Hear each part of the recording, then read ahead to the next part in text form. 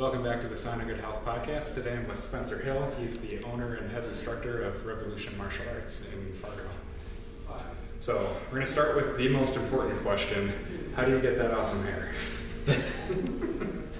I had a real bad haircut recently. I'm not going to drop any names of where I got it. I think it was Men's Hair Co. just as of recently. Sure. Then hair dry product. I've been doing it the same way for decades now, I'm sure. So I went with the updo early. Yeah, I didn't start doing the updo until I started dating my wife. I just had like that one, just the basic. I tried the buzz cut. My very first fight, I tried the buzz cut to look a little tougher, and all my students let me know that it wasn't it. It wasn't the move. It takes a certain type, I think. Yeah. My brother did that for years, and then he started growing out his hair just on top, and it looks so much better. He did that I had more scars than I anticipated that I don't remember. So let's just start with, can you talk us through your martial arts background? Like, how did you get started? I got started in martial arts at 4 or 5 years old, and I really got involved because I had a lot of interest in Power Rangers and Ninja Turtles. I think that's how many of us got started in martial arts. I was also just a very high energy kid, and so my parents put me into Taekwondo. Over the years, I've picked up other martial arts along the way. I've trained in Kung Fu for a few years. I believe specifically it was Hung Gar Kung Fu. I did some kickboxing. I then recently did Muay Thai for a number of years now, and I'm now transitioned into MMA and Jiu-Jitsu. I just kind of picked certain things up along the way from other people that I've trained with. Your mom was involved with you. Can you talk about that dynamic when you're growing up and traveling and competing and dance team? And then now today you still work together? Sure. So when I first showed an interest in competing in martial arts, my mom and my dad, both my parents, were very supportive, and because my dad was and still is a business owner, he had to tend to his business while still supporting me. So when I traveled for competitions, my mom took on the role of being basically my manager when it came to competing. And she came from a background of competitive dance as well as pageantry, and so she had this sense of performance and this natural coaching ability. So she really took on a role of not just the momager, but also as almost a coach along with that. So I spent a lot of years traveling around the country with her as a kid. And then just recently, when I moved back and I took over as a business owner here, she's been kind enough to volunteer so much time working social media and working the front desk and program directing with the parents. So very grateful that she's still part of my life in general. Both of my parents are very much involved in my life. My family is involved in my life. But then also in my business and helping support my business and take some of the responsibility off of me on certain things. I definitely couldn't do everything that being a martial arts school owner requires if it wasn't for all of them. Yeah, that gets hard. It's, working as like a personal trainer, now physical therapy, a lot of people in those types of professions or the coaching or in any form, like they don't like the business side. It takes away from the fun part of the job. Exactly, and I think a lot of people don't realize that. When I tell people about my job, I have a fun job. I can't complain too much because at the end of the day, I play karate. I play ninja, and I can't complain too much. But there's a lot that goes on behind the scenes that people don't see that isn't so fun. That are just things that are required to owning any kind of business, and it's definitely something that I couldn't take on all on my own, along with having to build a curriculum and the physical demand that it takes to lead classes and the emotional and just everything that it takes that goes into performing and leading in front of a group of people. And then on top of that, having to file my taxes is a lot to take on. So having any help is very much appreciated. Yeah, there was something I read in some fitness personal training book, and it was talking about like, don't think just because you're a gym owner that you'll never have to scrub a toilet. Yes. The things that I didn't anticipate having to deal with as a business owner. That was one of the things I did anticipate. But the various repairs or leaks in the ceiling, or a previous owner using a children's pool to solve the problem of a leaky ceiling and having it crash through the ceiling during classes. That wasn't something that I anticipated having to solve as a business owner, but yeah. There I was. They don't teach that in school. They didn't teach that, no. Okay. So you've been doing martial arts for basically your whole life. Have there been times where you get kind of burnt out on martial arts or training? Yes, from time to time. There's a grind to it, especially when you're competing at a high level. There were certain times when I was at my, I guess you could say, competitive peak as a young martial artist and competing for a world title, where the emotional stress and the expectation that really, I don't want to say I put completely on myself. There were expectations from other things, but I had such high expectations of myself that it was tempting from time to time to pull back and to potentially quit. But I just guess through sheer stubbornness or hard-headedness, or when I put my mind to it, I want to follow through on that goal, I was able to overcome that. But I'm also fortunate that I'm now able to expand my martial arts experiences and knowledge to other areas. I've been doing Taekwondo now for coming up on 27, 28 years. And so being able to expand into jiu-jitsu and into kickboxing and now into MMA, I'm able to keep it fresh, so to speak. Yeah, no, that's an aspect we'll get to. One thing you were talking about with competing at the world title, I forgot to mention he is the 2010 World Extreme Martial Arts Champion. Yes. In 2010, you were 18-ish? I had just moved into the 17 to 29-year-old range, so I believe I was still 17 when I was competing as an adult. Yeah, but you talked about the emotional weight and stress, and plus you're dealing with high school and all that at the same time. Yeah, that was without getting too deep, that was a real rough time just mental health-wise, because I was dealing with the struggles that every 17, 18-year-old goes through their senior year, and having to plan for the rest of my life when you really don't have the life experience to be making these big decisions, but the pressure is on you to start making these decisions. Yeah. And then on top of that, I was trying to compete for a world title, and having my attention split, so to speak. And my plans completely changed after high school. I had actually, I don't know how much exactly, but I had earned a decent amount in scholarships, I think enough to at least pay for my first year or so. I got my NDSU identification card at orientation, and I never went back. I got the card, I went to orientation, I don't think this is for me. There's a lot that goes into competing at a high level in any sport or any activity.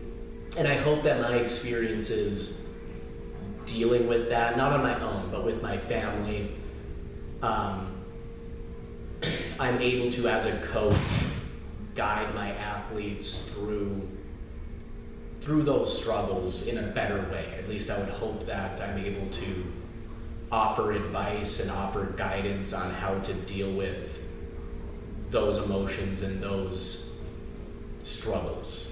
Yeah, there's a video I really liked there's a guy giving a speech at a kids' jiu-jitsu tournament, and he was addressing the parents, and he was talking about let your kids lose. Like, you don't need to make excuses like he was bigger than you, or the sun was in your eyes, or whatever. It's like, just, it's part of the game. You're gonna have a winner and a loser because we're competing here, and that's okay. Yeah. So having that experience from the competitor's perspective, it sounds like you're able to kind of put aside the trap some coaches fall into of, like, I'll just say the Cobra Kai, like, win at any cost. Yes, I think jokingly I would. Yeah. I would be a little Cobra Kai. Yeah. But I think failure is such an effective learning tool, and I think it's an important experience for everyone. And I try to explain to my athletes that you will have a very unique relationship with failure, where you can't be afraid of it and you can't allow the fear of failure to keep you from trying, but you also can't be completely accepting of failure if you want to reach a certain level. You can't let it drag you down or keep you from pursuing certain goals due to fear. You have to allow it to be a teacher. It's essentially like a coach that has your best interests, but may come off as a little harsh from time to time. Yeah. It's I don't want to say it's not an unfortunate reality to competing, but it is the reality. You have to fail to learn.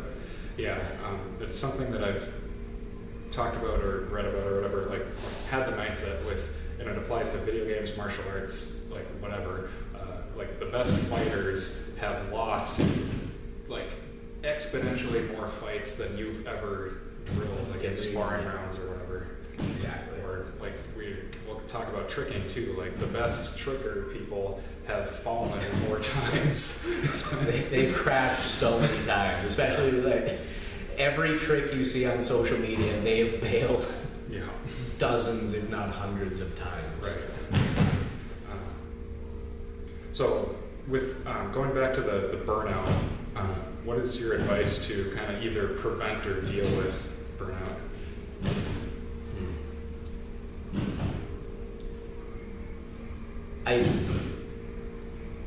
I think first having the understanding that those feelings will inevitably arise is the first step. There needs to be an acceptance that as much as I love this sport, when you are trying to reach a certain level, it will happen. And you need to accept that those feelings are going to come up, and to understand that you will not sit in those feelings forever. Depending on the age or the level of competition that an athlete is looking to pursue, take an 8-year-old student who's just getting involved in competing, for example, but has potential. I always tell the parents that it should remain fun. It should be a game, so to speak, because we want longevity. We want them to continue to have a love for this sport. As we go up the ranks, so to speak, that remains true. They should still have fun, but having the understanding that not every day is going to be sunshine and rainbows, and you're going to have hard training days. I can't remember the exact. Do you know what I'm talking about? Was it the 20-20-20 rule, or the? I don't think those are the correct numbers, but essentially there's an Olympic coach saying that you'll have neutral days, you'll have hard days, you'll have good days. Yeah. Keeping that in mind. Now, with all of that said, more applicable advice, I would say, when it comes to burnout is, from time to time, you should take a recovery day. You should take your mental health days and get your mindset right, because that is, as an athlete and as anybody, so important to keep your focus and to keep your head straight so you can be effective as a martial artist or as an athlete or just as a person. I would also advise switching your focus to something maybe within the wheelhouse of what you're doing, but something that's more fresh. So an example for me would have been when I was competing for my extreme weapons roll title. I might have then shifted my focus to, I'm going to do a little more sparring this week. I'm going to try some new trick that I have no real emotional ties to, that I need to land this or I need to catch this trick for this competition. Just do something, for lack of a better way to say it, just something silly, something fun. Play a game, or play with a piece of choreography to something that you'll never actually use. Just something that sparks your creative juices, that helps you reinvigorate the love for what you do.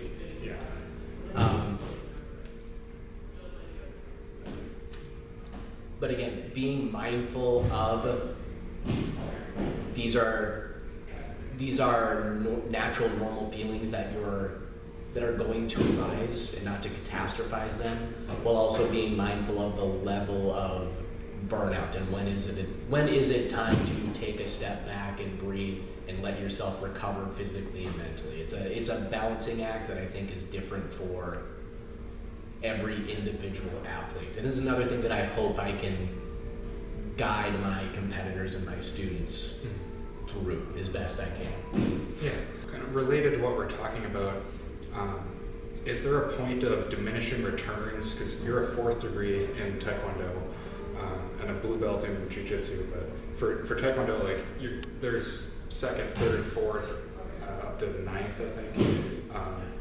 Is there a point of like diminishing returns with that? As far as going up in rank? Yeah, like how much more are you learning? It's a good question. In my personal experience, when I earned my 3rd degree black belt, I was relatively young. In the ATA, in the organization that we're in, the age requirement for 4th degree was 18, and I believe I got my 3rd degree when I was 12 years old. So my intention was I was waiting until I was 18, but I was going to do midterms, or what are considered kind of half tests, up to 3rd degree every 2 years, and then I would test for my 4th degree at 18.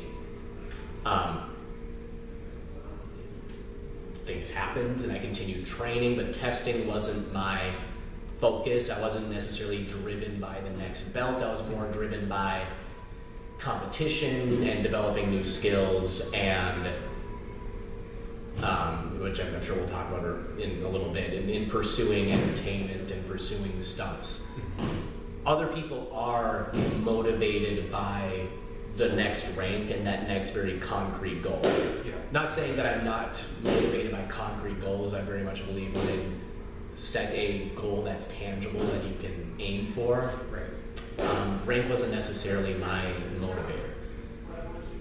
The return on investment of the ranks, at least in this organization, I would say, gives you a little more pull, I would say, within the organization. Sure. The higher in rank you are, there is a certain, I guess I'll say, notoriety when it does come to rank. And there are certain things that you can't pursue if you are not a certain rank. I believe certain mastership levels, or the title of master, is only at certain ranks. I believe also various other, I'll just say, benefits come along with rank.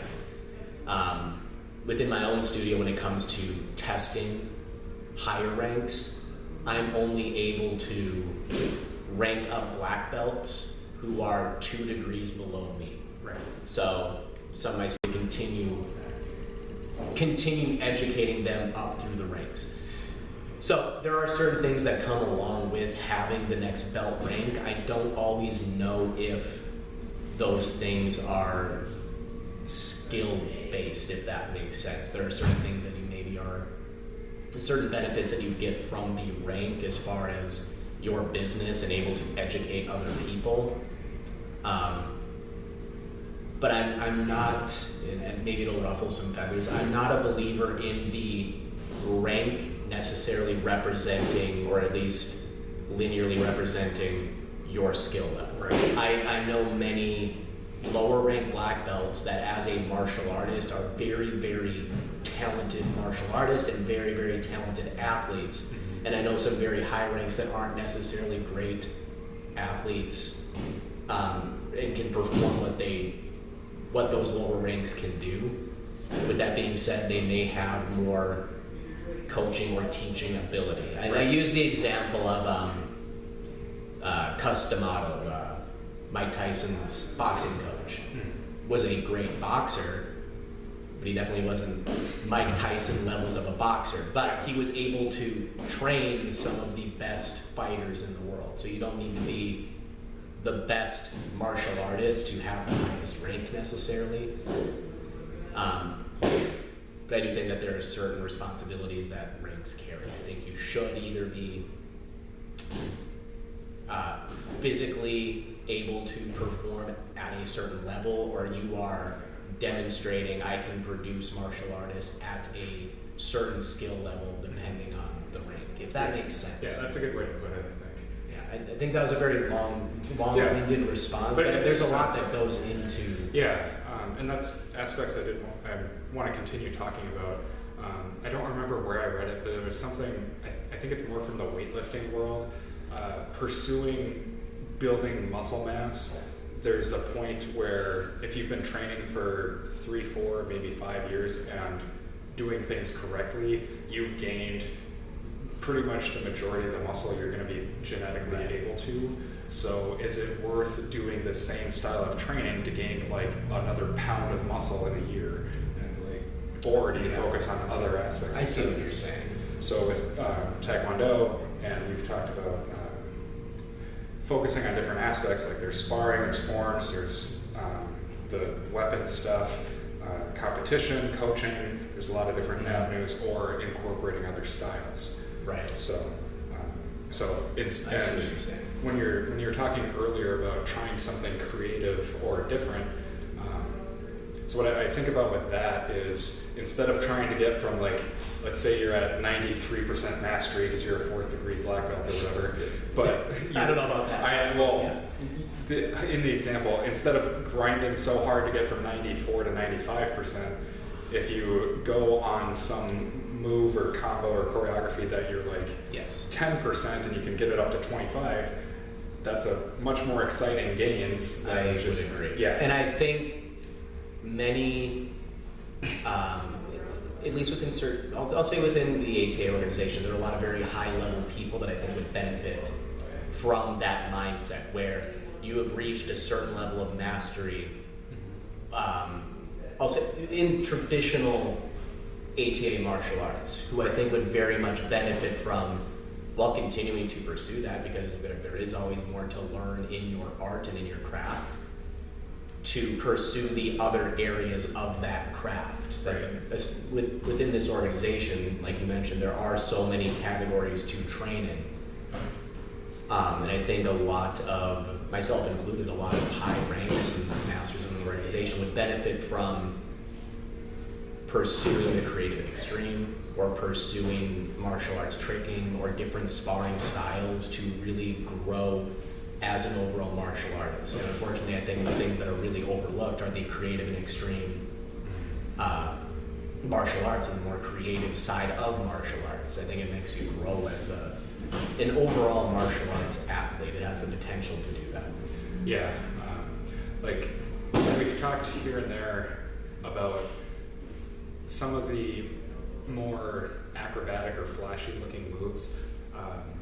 They're not necessarily useless for like combat. It's just people focus on the simpler stuff because it's easier to get that to a level where you can use it in a fight. Like I can't remember the guy, but it was this past weekend. He got a spinning hook kick and he knocked the guy out because he got him on the temple. Oh sure. I think that there is somewhat of a correlation, or there's more similarities between creative and extreme or tricking martial arts and combat sports than people think. I think the level of athleticism required for both of those lend itself to each other. I also think the level of confidence you need to do both of those is also very comparable. Yeah. It takes an insane level of confidence to walk in a cage with someone who's been training to hurt you. And it also takes quite a large level of confidence to fight imaginary ninjas in front of an audience, set to music and perform, and look confident and look cool doing it. And take it seriously at risk of looking silly. Because in both areas, you run the risk of looking real silly, either getting knocked out and getting embarrassed in front of your family, or having someone film your form and your routine and getting critiques. It's like, what is it? That's not real martial arts. You look stupid. And I think in both combat sports and the creative and extreme martial arts, the level of creativity and the level of self-expression are very similar. There is crossover, but there's obviously things that are very, very, very different. I think if you would ask any creative and extreme martial artist or any martial arts tricker, well, do you think that actually works in martial arts? It's always the first YouTube comment on any kind of tricking video. It's like, that wouldn't work in a fight. There's not a single creative and extreme martial arts athlete or martial arts tricker that would say, oh no, I'd knock someone out with this triple cork. This triple corkscrew. No, they know. They know that. One element with training is when you're in a dojo or a studio, a school, whatever, measuring and seeing progress can sometimes be frustrating because everyone in your class is getting better, like iron sharpens iron. So like, how do you kind of see progress in yourself when you're kind of feeling that discouragement? In yourself? Okay, I thought you were asking as myself as a coach. So as a coach, it's a little easier because I'm seeing it from the outside. Right. As the athlete, I still struggle with that myself, especially like you said, when you're training with the same people, you all grow somewhat at different speeds or at different in different intervals, I guess. But ideally, you're all growing along with each other, so it's really hard to gauge your progress when you're training with the same people. Which is one of the reasons that I do promote competition, not just for all the other benefits that come from competing, but it's also a good way to gauge where your progress is compared to people of your same age, your same rank, who have potentially been training for the same period of time, that aren't people you've been comparing yourself to consistently. It gives you an idea of where you stand on a larger stage, depending on the level of competition. So I think that's one good way to go about gauging that. If you're not looking to pursue competition, I was going to say ask your coach, but I would also say I think some people struggle with the mentality that your coach is kind of paid to tell you you're doing well, good job, here's your stick. Well, yeah. Whereas I would, myself as a coach, I guess I can only speak for myself, but I would think that every other coach will be, to an extent, honest with their student about where their progress is, because it's their job. That is their job. It's not my job to pat you on the back and tell you you're always doing well. It's my job to make sure that you are progressing at a certain level. So, but I do understand you don't want to go up to your coach, especially as another adult, and say, "Am I doing good? Am I doing well? Yeah. Are you watching? Are you watching? Are you proud of me? Are you proud of me?" Yeah. So I get that. Yeah. When you're teaching kids, you're not gonna like crush the 8-year-old spirit. Oh, I know. So when they're still developing coordination, how do you balance that with also holding them to that certain standard? Sure. So the way I personally go about, I'll say,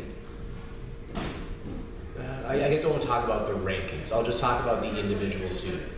I have a certain level of expectation for an overall group of students. So if they are my 4 to 6 or 7 year olds, my Tiger program of the very young students.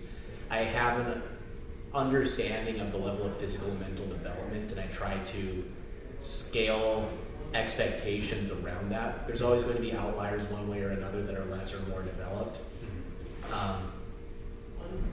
But I'll use that age group as an example. I'm looking for, at that age, some prerequisite physical skills where they have some level of coordination and balance, and I'm looking for certain technical elements from them.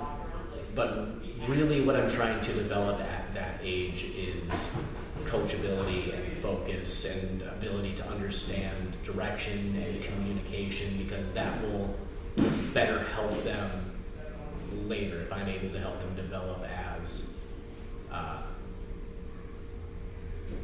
I guess just as a person and as someone that can take criticism and can apply coaching and advice.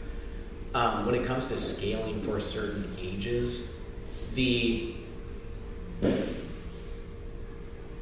expectations are the same throughout age groups. The only difference is I'm judging you as a student based on how you would perform in your particular age group and rank. Whereas someone that's an 8-year-old of maybe the same rank of blue belt, I am taking into account their physical development. Right. Whereas I'm obviously not judging a 8-year-old blue belt against a 30-year-old blue belt, because it's clearly very different. The curriculum expectations are the same, where they're expected to do the same forms and do the same material as far as their weapons or the sparring technique. The application may be different based on what would be expected within their ring. There's a lot of things that go into consideration with the different age groups. Yeah.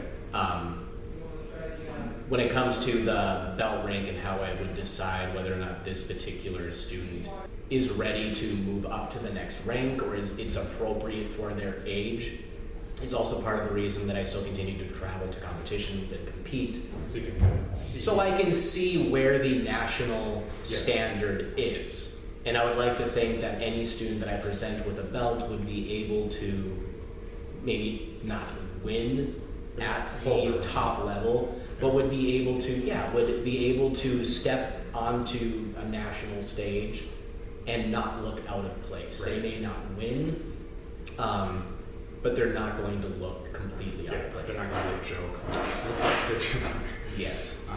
So on the other side of the age thing, you recently started an adult program. So can you talk about that experience? I started an adult-specific program just due to more interest within the studio with parents and other adult students like yourself. Since I started teaching martial arts, I've taught the gambit of age groups. So I've had a lot of experience coaching and teaching adults, but it's been really fun to do it again. Yeah.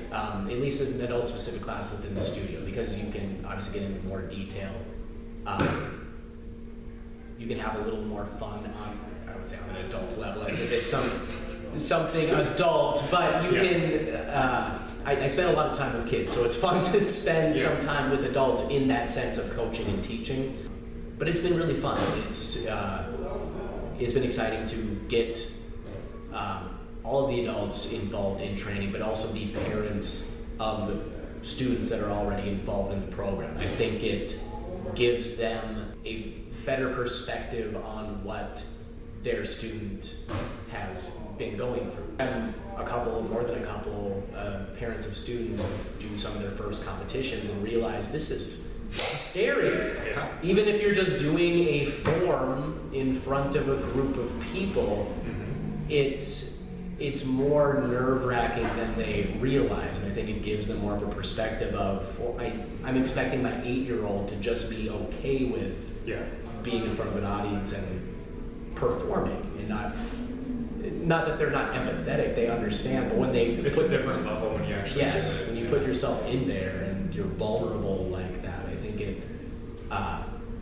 is a good experience for both, and I think it also is a fun I'm just going to push my program now. I think it's a great family activity because you are all doing these same things. You are all overcoming the same obstacles and challenges, and you can share in the successes, and you can share in the excitement of earning another belt or earning a new medal at a tournament.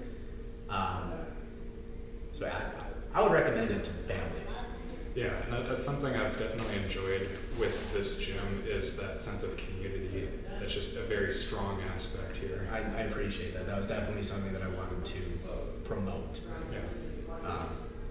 Because I think that is such an important part of any activity, but martial arts is a very unique sport because it is an individual sport.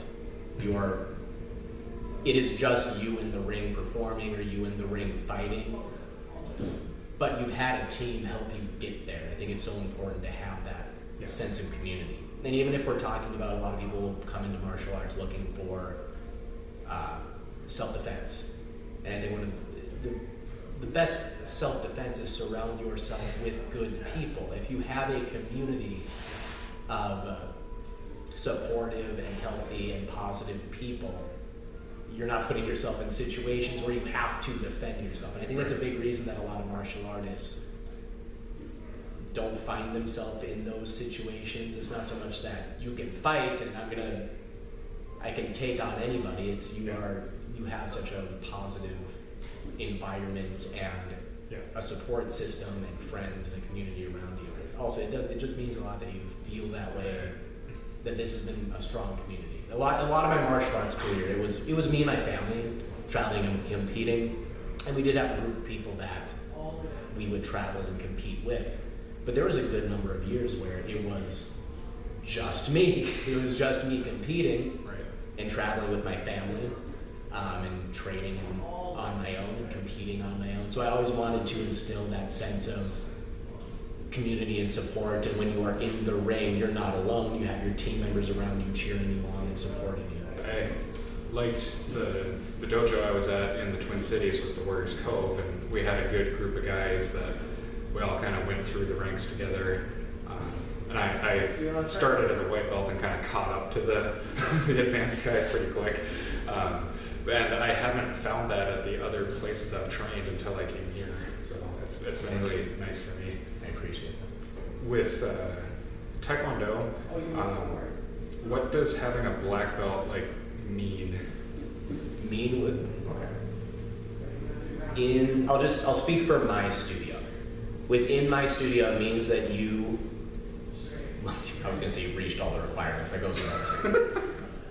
Wearing that black belt means you have reached a level of proficiency where you can now pursue a career in martial arts more seriously, and you can now specialize in certain areas. I almost think of it as your driver's license. It gives you a working knowledge of Taekwondo to a level where you can now play with the martial art. Right. You have a great working knowledge of the martial art. It doesn't mean you have a mastery over the martial art, where I would consider a black belt in jiu-jitsu.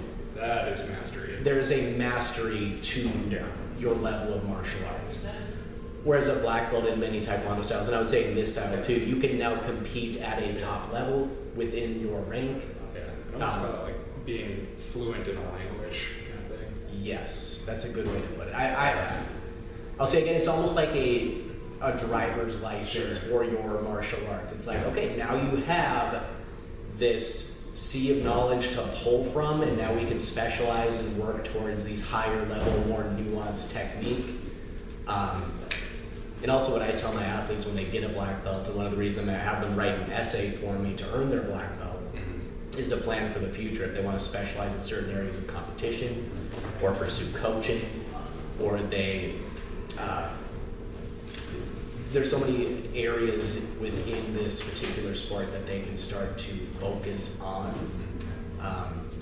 that at that black belt, it's that time to settle in and pursue it. Especially if you're looking to compete at that high level, that's the time to really take it seriously, which is why within the ATA organization, can compete for state or district titles as a color belt, but at black belt is when you can go to the next level, competing for that world title. So you've reached a certain level of competency. So I want to pivot a little bit to, there was a time where you were living out in Hollywood and kind of pursuing the entertainment stuff. Can you talk about that journey?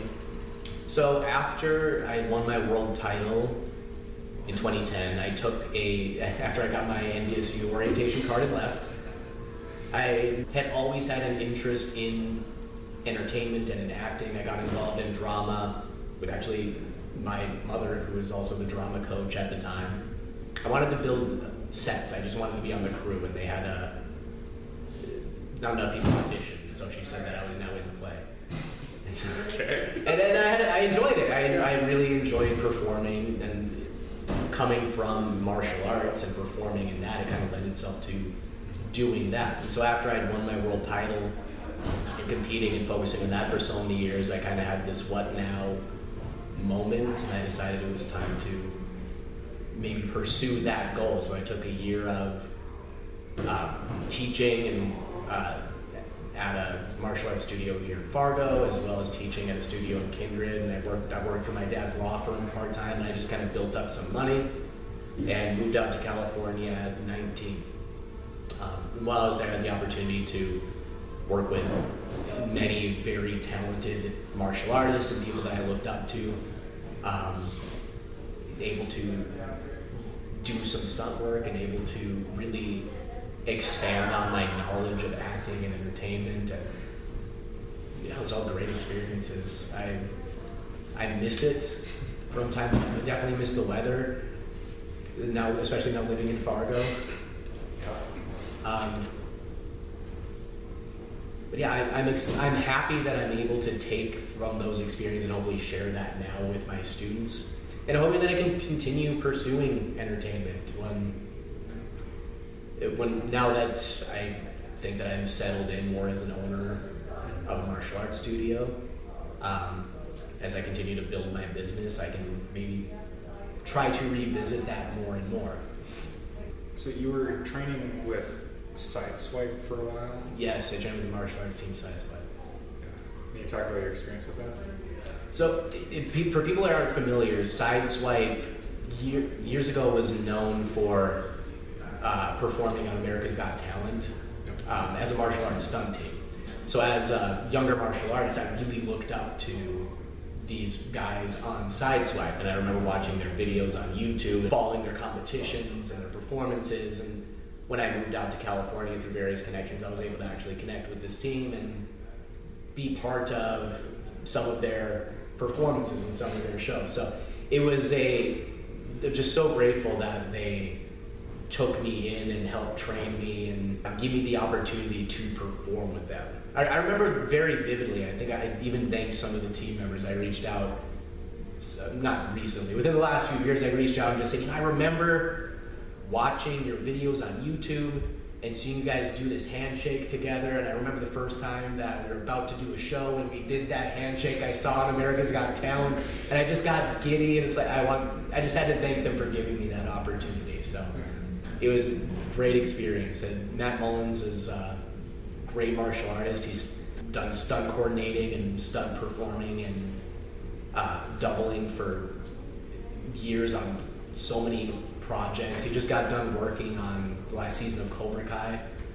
Oh, okay. And I'm very fortunate to have worked with them even for that the relatively short period of time. Yeah, and you were in a few short films. One of them was Red Hood, and I can't remember the others off the top of my head. Yeah, Red Hood was that was the first project that I guess you could say I took a producing role on. I reached out to a director and cinematographer that I can't remember how I got his connection, but he's now actually. I apologize. I'm not sure what role he's taking on this project, but he is now working on the Netflix adaptation of Devil May Cry. Oh, that's yeah. I just saw him posting about it. Graham. I wish I could remember his last name. Graham he was very fun to work with, and it looks really good. Yeah. It looks really good. So being able to take kind of a lead role on that project, it was a passion project of mine. I love the character Jason Todd, and I always wanted to do something with the character. Mhm. So yeah, that was a passion project of mine. I'm pretty proud of how that one turned out. Yeah. There was another fan series based on the Red Hood that I really liked. And they did a good job, and I think with the pandemic, it just kind of fell off the radar or something. They did like season 1, and then they did like 1 or 2 episodes of season 2. And I think I know what you're talking about. Yeah. Because he was like stuck in another dimension, and then they teamed up with some other YouTube martial arts guys, like they had the Ninja Kids. I thought it was really cool. Yeah. Because they did the Ninja Kids had Power Rangers, and they did a great job with that. Let's talk about so you were in Hollywood, and then how did you end up coming back here and buying a studio? So I'd always been coming back and forth for holidays and to visit my family, and I just had the opportunity to help expand a studio to 2 locations here in Fargo, and I thought it was potentially good business opportunity. Unfortunately, that relationship didn't pan out, and I was able to buy the business off of him and take over as the owner, and now our own entity of Revolution Martial Arts. So it was really just through happenstance where, it's kind of a cliche to say you just fell into it, but I did kind of I fell into this. I'm very fortunate that I have so many people supporting me within this business, but yeah, it was just the relationship wasn't working out, and it was going to either fall to the wayside or go into the hands of other instructors. And I said, I'll take this off your hands. It wasn't successful at the time. The business was basically just hemorrhaging money. Mm-hmm. There weren't really any students, and I was just the instructor. And so I bought the business during COVID. Yeah. Which was probably insane. So I bought the business basically during COVID in 2020. We really just had to make do with what we could. So during the mandated social distancing, we were able to at least maintain classes if they were under certain numbers. We were wearing masks, and we had to stay within 6 feet of each other. Obviously, we weren't able to do anything with physical contact with each other. Right. Fortunately, however, we were able to stay in business. We were able to, very fortunately, we had very supportive families that continued to train, even with the limitations and the restrictions, that continued to support us, and just fingers crossed for when the restrictions would lift and we were able to train. But it was a tough time. It was challenging. It was, again, maybe not the business-wise the best idea to buy a business during that time, but on the other end, I don't want to say it benefited us. I don't think it benefited anybody, but I think coming out of COVID, there were a lot of people that were just looking for, after being inside for so long, an activity and something physical and something community. Yeah, they were just looking for something, and we were at least able to fill that role post-COVID. But it was challenging. I think it was challenging for everybody. We can dig a side note.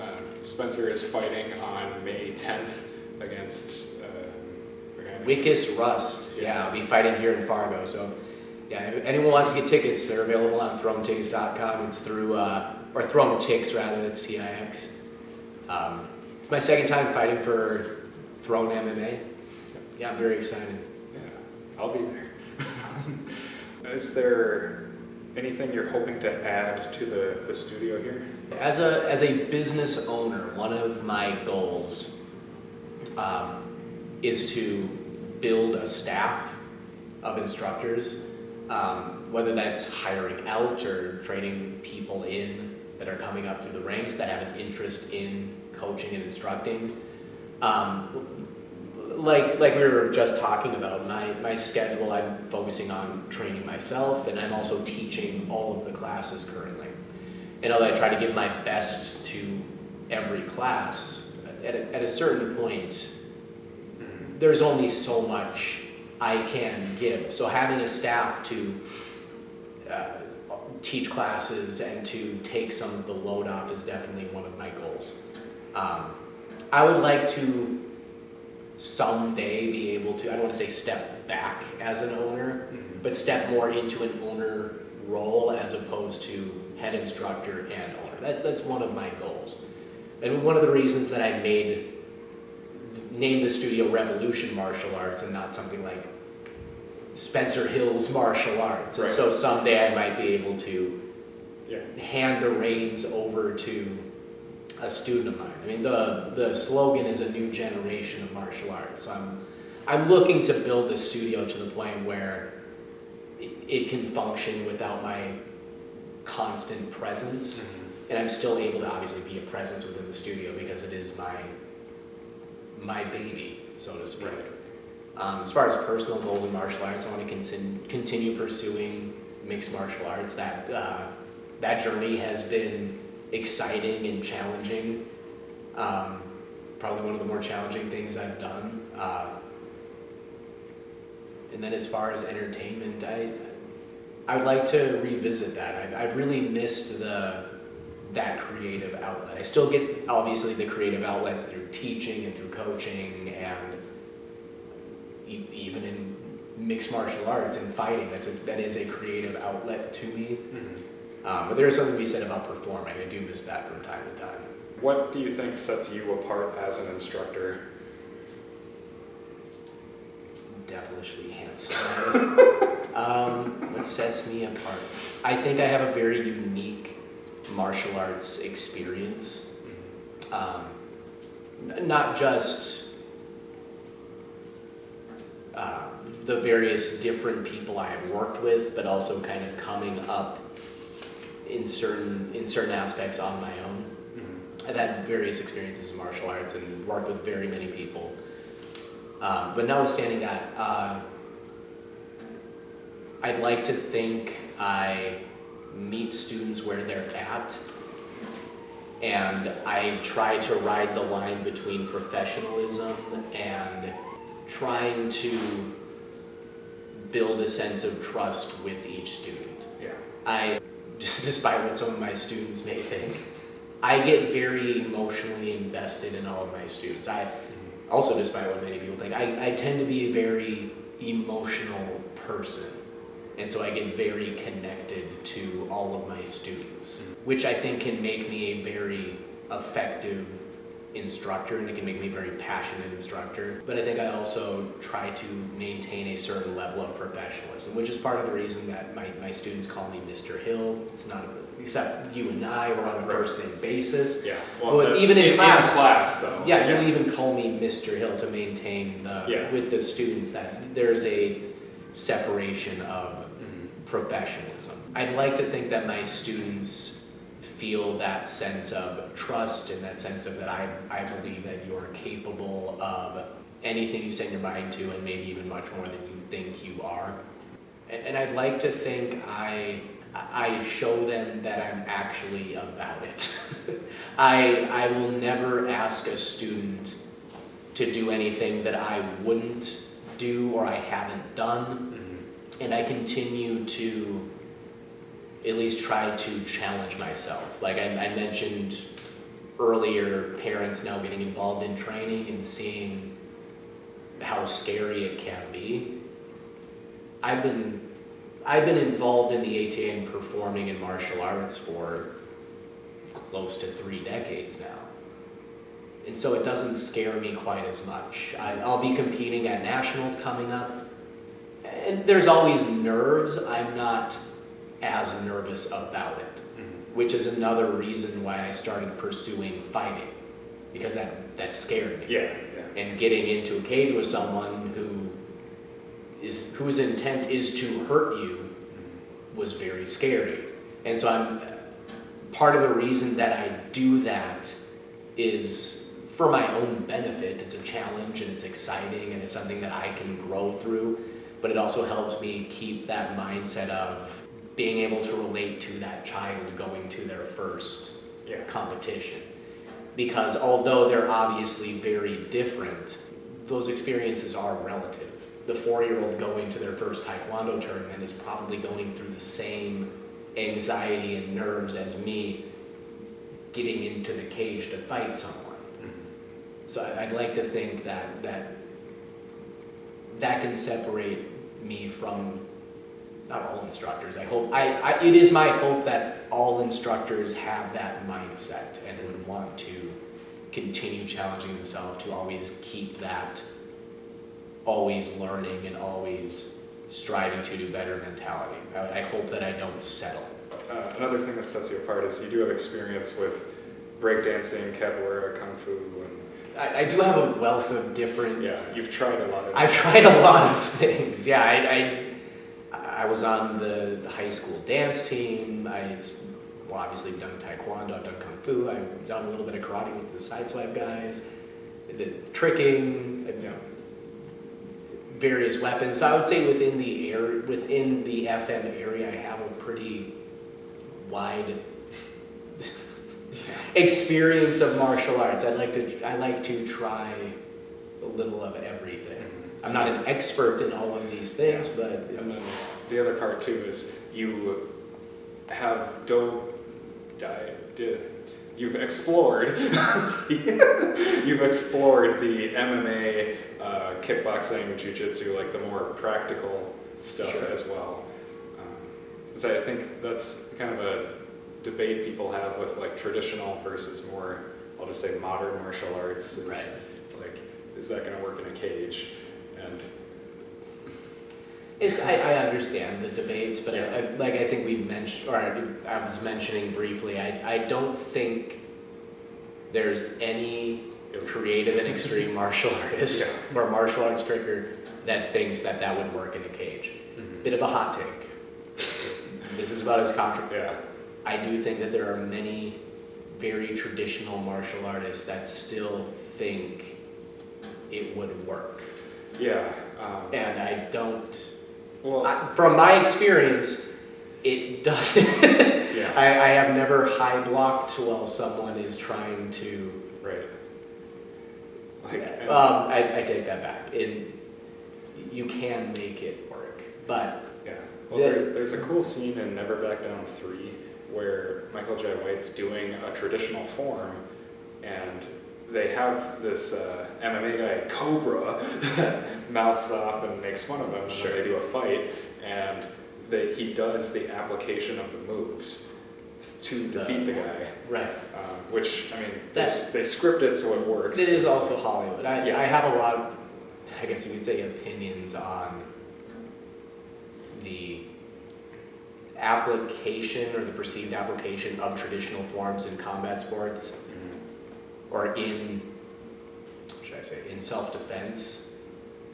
In my opinion, the way I teach traditional forms is, yes, the movements you can use in sparring, but I teach it as a performance and a physical exercise.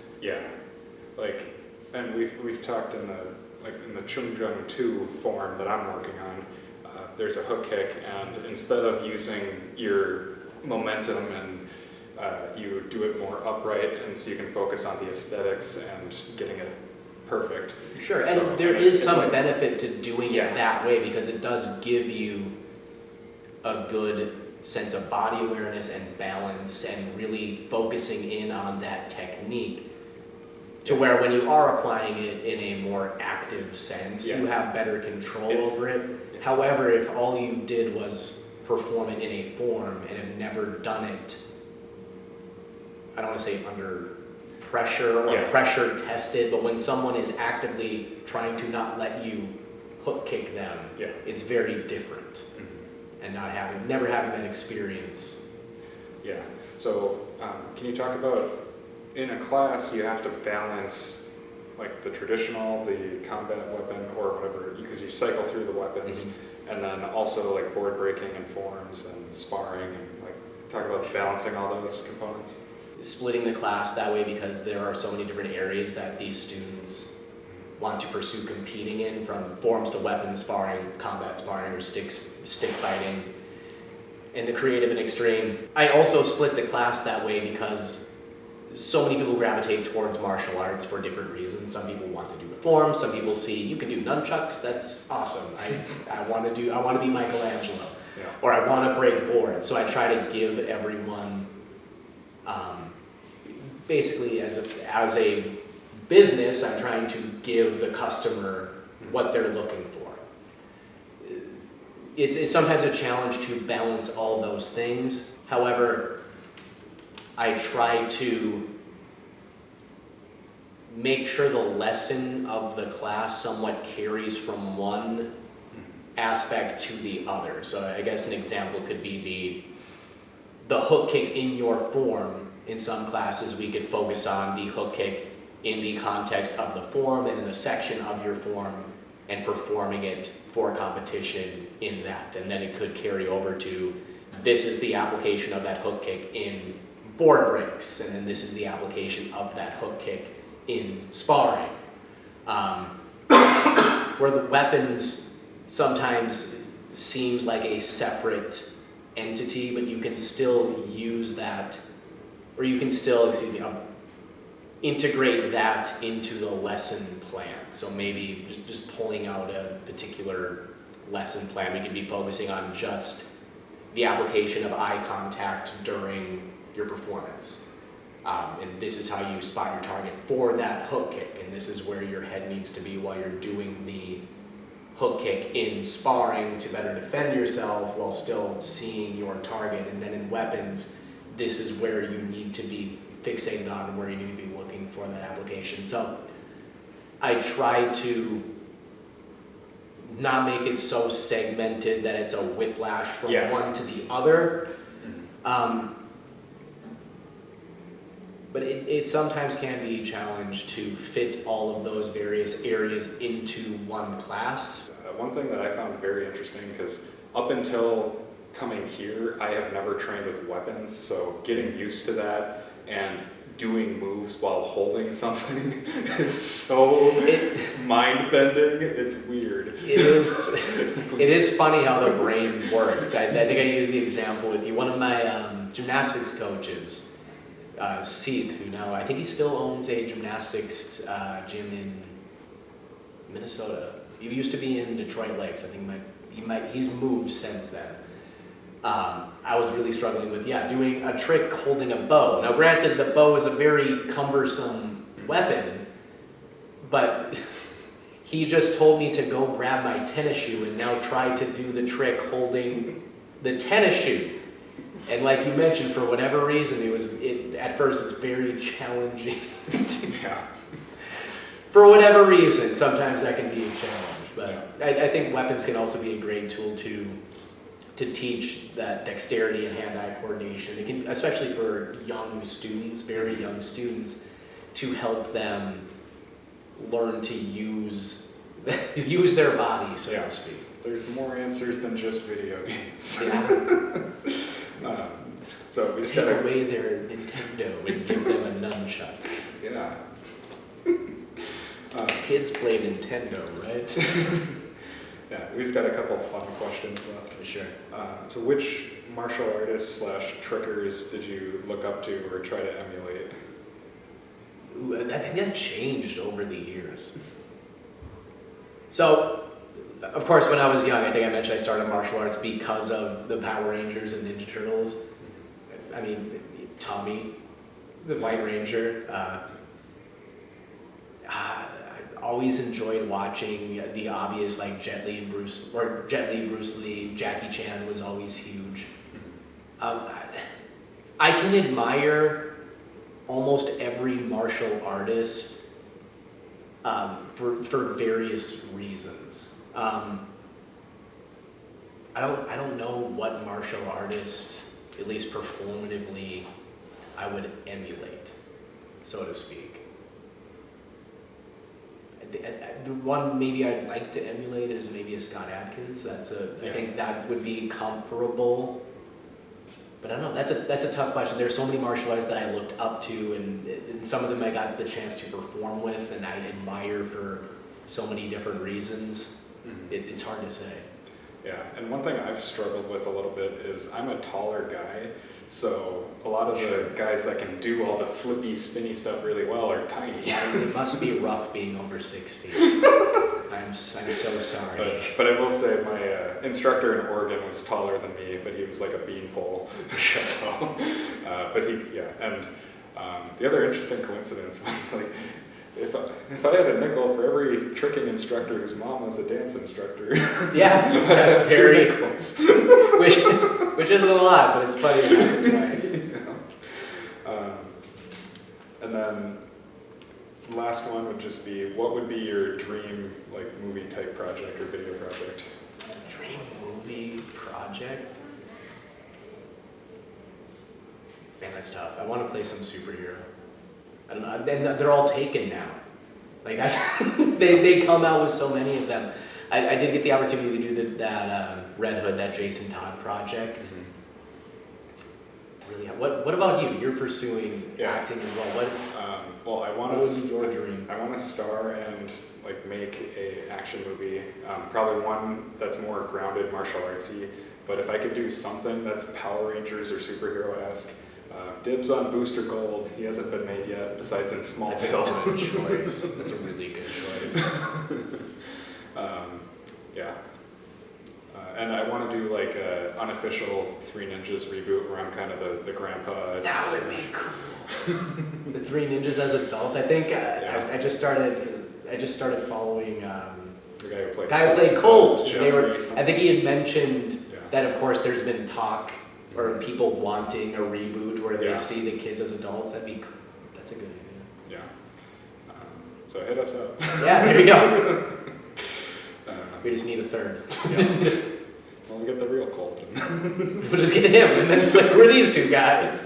We got Colt and... Yeah, we look close enough. That could be Tom. I'm wearing blue, I can... So if you want to train with Spencer at Revolution Martial Arts, he's on 19th Avenue in Fargo. Teaches tricking, creative and extreme, and Taekwondo. Adults and kids, all welcome. Thank you.